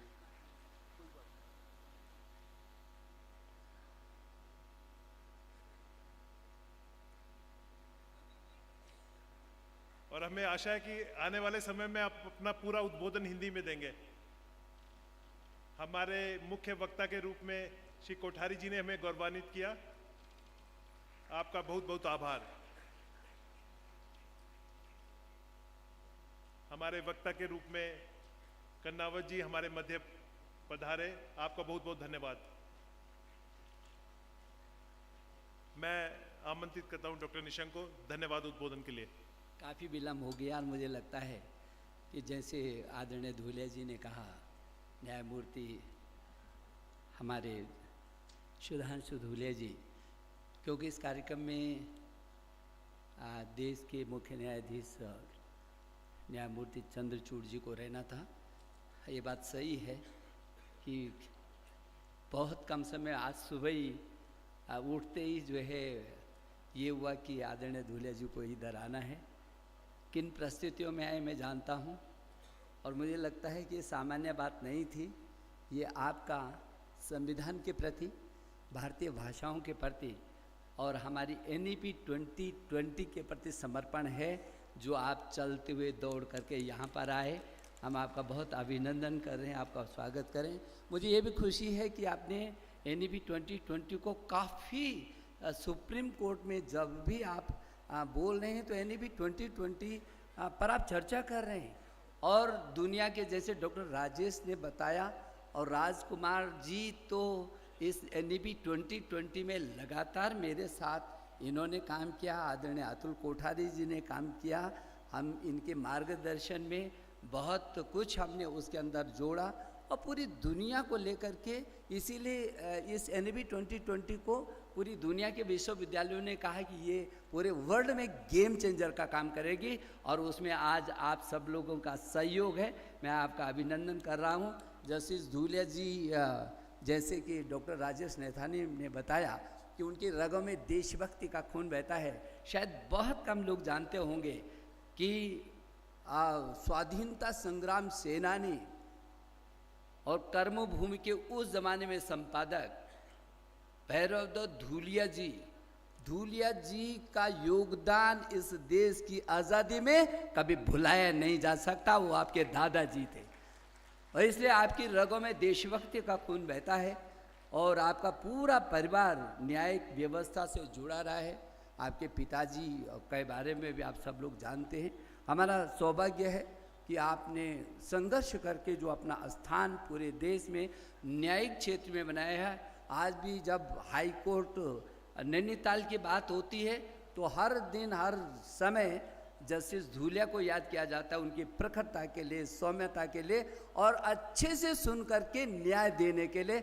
हम एक बार इस लेखक गांव में आपका हार्दिक अभिनंदन और स्वागत कर रहे हैं धूलिया जी। और हमारे जो इस समय अध्यक्षता कर रहे थे डॉक्टर श्री राजकुमार जी, मुझे इस बात का भी बहुत सकून है और कि तमिलनाडु में पैदा होने वाला और दुनिया के शीर्षतम विश्वविद्यालयों में अध्ययन करने के बाद पीएचडी और डीलिट करने वाला व्यक्ति जब हिंदुस्तान की धरती पर एक ऐसा विश्वविद्यालय स्थापित करता है और उसके बाद भारतीय भाषाओं पर काम करता है तो, और उसमें भी संविधान के साथ कि नहीं, इस देश को एक सूत्र में पिरोने वाली भी कोई भाषा जरूर चाहिए। तमिल, तेलुगु, मलयालम, कन्नड़, गुजराती, मराठी, बंगाली, असमिया, कन्नड़, गुजराती, मराठी जितने भी हैं, संस्कृत, हिंदी, ये भारतीय भाषाएं हैं। पूरी दुनिया में केवल हिंदुस्तान ही ऐसा है जिसकी इतनी समृद्ध भाषाएं हैं और हम उन भाषाओं की सशक्तिकरण के साथ उन भाषाओं को एक सूत्र में पिरोने के लिए जिस तरीके से राष्ट्रीय शिक्षा नीति ने रास्ता खोला है, क्योंकि किसी भी राष्ट्र की कोई पहचान होती है, भाषा के साथ उसके संस्कार जाते हैं। जैसे आदरणीय अतुल कोठारी जी ने कहा, अतुल कोठारी जी का भी मैं बहुत गहराई से, हृदय की गहराई से अभिनंदन करना चाहता हूँ। बहुत बीमार थे, अभी भी बहुत परेशानी में थे, लेकिन इन्होंने कहा जहाँ भारतीय भाषाओं और संविधान का विषय है और NAB 2020 का विषय है और फिर लेखक गांव में जो सृजन की पूरी दुनिया के स्थली बन रहा है, उस स्थान पर मुझे ज़रूर जाना है। उन्होंने भी जो अपनी भावनाएं व्यक्त की हैं, क्योंकि और डॉक्टर कर्णावत जी ने भी जिस बात को आज हमारे सामने रखा, मैं समझता हूँ भाषा जो अभिव्यक्ति है अपनी मातृभाषा में जितनी सशक्त अभिव्यक्ति हो सकती है वो किसी दूसरी भाषा में नहीं हो सकती है। क्योंकि जो बच्चा है जब अपनी मातृभाषा में वो बोलता है अपने घर की, उसका जो बचपन की जो भाषा है, जब उस भाषा में वो बोलता है तो अपने अंदर को बहुत उड़ेलता है और उसकी प्रखरता उसी श्रेष्ठता को अर्जित करती है जो उसके अंदर है। अन्यथा थोपी हुई भाषा पर नहीं कर सकते। लेकिन मैं ये कहना चाहता हूँ, किसी राष्ट्र की अपनी एक भाषा होती है। संविधान के अनुच्छेद 343 ने हमको संविधान में यह दर्जा दिया। 300 लोगों ने इस निचोड़ पर पहुंचे। आदरणीय सुधांशु जी ने कहा कि वो इस निचोड़ पर पहुंचे, सारी भाषाओं का अस्तित्व चाहिए, हम सारी भाषाओं को विकसित करेंगे, लेकिन सारी भाषाओं के एक सूत्र में पिरोने वाली जो राष्ट्र की राजभाषा होगी वो हिंदी होगी और सभी भारतीय भाषाओं से शब्द उसमें जोड़े जाएंगे, उसकी समृद्धता होगी। आज 4 लाख से भी अधिक भाषा शब्दों की सामर्थ्य करने वाले पूरी दुनिया की यदि भाषा है वो हिंदी है। पूरी दुनिया की भाषाएं बराबर अकेली हिंदी है। मुझे इस बात का सौभाग्य है कि जब मैं इस प्रदेश का मुख्यमंत्री था तब मैंने संस्कृत को इस राज्य की द्वितीय राजभाषा बनाया, क्योंकि आज चाहे वेद, पुराण, उपनिषद जितने भी ग्रंथ हैं ये तक्षशिला और नालंदा जैसे विश्वविद्यालय में पूरी दुनिया के लोग पढ़ने के लिए आते थे, तब कौन सी भाषा होती थी? आज जो तक्षशिला और नालंदा विश्वविद्यालय जब थे इस देश के अंदर, तब तो दुनिया में कोई भी विश्वविद्यालय नहीं था। कब बोले? अमेरिका बोले, चीन बोले, जापान बोले, थाईलैंड बोले, जर्मनी बोले, केवल हमारे यहाँ भाषा था। और इसीलिए उस समय कहते थे एतत् देश प्रसूत तस्य सकाशादग्र जन्मना सम चरित्रम शिक्षण पृथ्व्याम सर्वमाना। पूरी दुनिया के लोगों आओ हमसे सीखो। आज ये NAB 2020 निश्चित रूप में उसी रास्ते पर आगे बढ़ करके उसी गौरव को हासिल करेगी। मुझे पूरा भरोसा है जब इस तरीके के लोग मंच पर होंगे, लेखक गांव के सृजन स्थल और वो भी हिमालय और वो भी गंगा के तट पर, जहां से नई प्रेरणा मिलती है। जब भी दुनिया का व्यक्ति हताशा, निराशा और कुहासा से होकर गुजरता है, तब वो इस धरती पर आकर के एक नया जीवन लेकर, एक नया विचार लेकर यहाँ आता है। यहाँ गांधी आए, यहाँ राम आए, यहाँ टैगोर आए। ये व्यास की धरती है, ये कालिदास की धरती है। मुझे भरोसा है कि इस लेखक गांव से जो दीप जलेगा वो पूरी दुनिया के अंधेरों को मिटा करके रखेगा। मुझे खुशी है कि आचार्य बालकृष्ण जी आज आयुर्वेद के क्षेत्र में आयुर्वेदा कितना काम करे, पूरी दुनिया पीछे खड़ी हो गई। इसलिए हमको सशक्त, तो कोई संकोच नहीं होना चाहिए। दुनिया के ये हमारे बाद 1968 में तो ये हमारा देश जो पड़ोसी देश पास में इजराइल है, इजराइल की भाषा तो खत्म हो गई थी, लेकिन क्या इजराइल क्या आज किसी तकनीकी भाषा में पीछे है क्या? उसने पहले डे वन से अपनी भाषा में, अपनी राष्ट्रभाषा में काम करना शुरू किया। और जितने भी विकसित देश हैं, जापान की कोई भाषा नहीं, जापानी में है। क्या जापान हमसे पीछे, स्पेन हमसे पीछे, चीन हमसे पीछे, रूस हमसे पीछे? क्या दुनिया के विकसित देश जो अपनी मातृभाषा में पढ़ाते हैं वो पीछे हैं क्या? तो फिर इस बात का कोई संकोच, हाँ हम अपनी भारतीय भाषाओं को सशक्त करेंगे तभी देश इकट्ठा होगा, लेकिन उसके एक सूत्र में पिरोने वाली हिंदी भाषा को भी सम्मान देंगे तभी राष्ट्र एक सूत्र में होगा। मैं एक बार पुनः बहुत हृदय की गहराइयों से, क्योंकि जस्टिस धूलिया साहब कार से आए, सुबह आते ही आपके बीच आए और अभी तुरंत यहीं से अभी 3 बजे से पहले एयरपोर्ट पहुंचना है और 4 बजे उनकी मीटिंग है। मैं आपको प्रणाम करना चाहता हूं। आपकी सक्रियता, समर्पितता और सामर्थ्य, ये तीनों नहीं तो लोग कहते कहाँ साहब संभव हो सकता है। चीफ जस्टिस साहब बोलते धूलिया साहब आपको जाना है, लेकिन मुझे लगता है ये लेखा गांव का सौभाग्य है कि आप विषम और विपरीत परिस्थितियों में भी आए और आपने अपने सामर्थ्य का भी प्रदर्शन किया। और आपको सुन करके हमारे जो छात्र हैं, युवा हैं, उनको भी प्रेरणा मिली।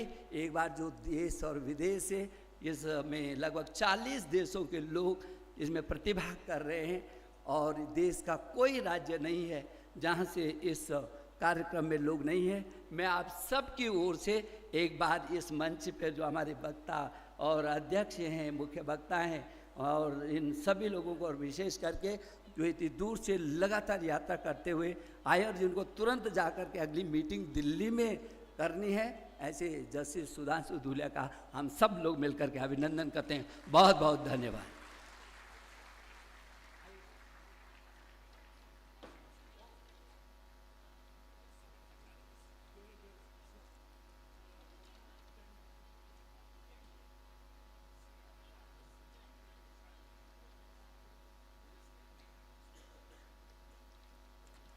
और इससे पहले कि सत्र का समापन करें, डॉक्टर सी राजकुमार 75वीं वर्षगांठ पर कॉन्स्टिट्यूशन भेंट करना चाहते हैं उसकी पुस्तक आदरणीय डॉक्टर निशंक और जस्टिस धूलिया जी को।